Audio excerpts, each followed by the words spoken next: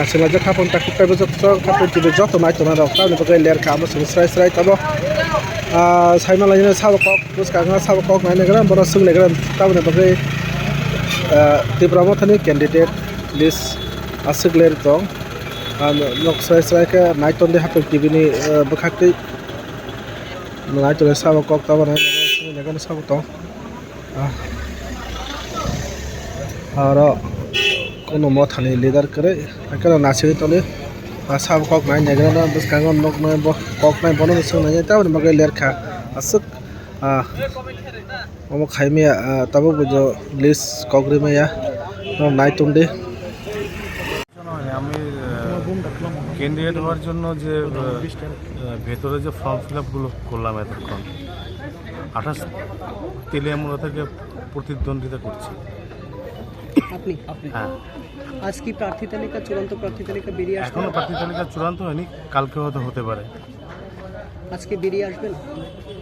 আজকে তো বেরোবে না প্রার্থী তালিকা, হয়তো কালকে বেরোতে পারে। এখন পর্যন্ত কতজনের নাম হয়েছে বলতে পারছি না, শুধু আমারটাই আমি বললাম, বাকি একটা তো আমি বলতে পারছি না কতজনের হয়েছে। আচ্ছা, দেখা গেল কিছুক্ষণ আগে আশিস দাস হ্যাঁ উনি কি কোনো জায়গা থেকে প্রতিযোগিতা করছে? হ্যাঁ হ্যাঁ করছে কোনখান থেকে কোথা থেকে করছে তো সেটা বলতে পারছি না, উনি ফর্মটা ফিল আপ হলেই বলতে পারবো, বলতে পারছি না।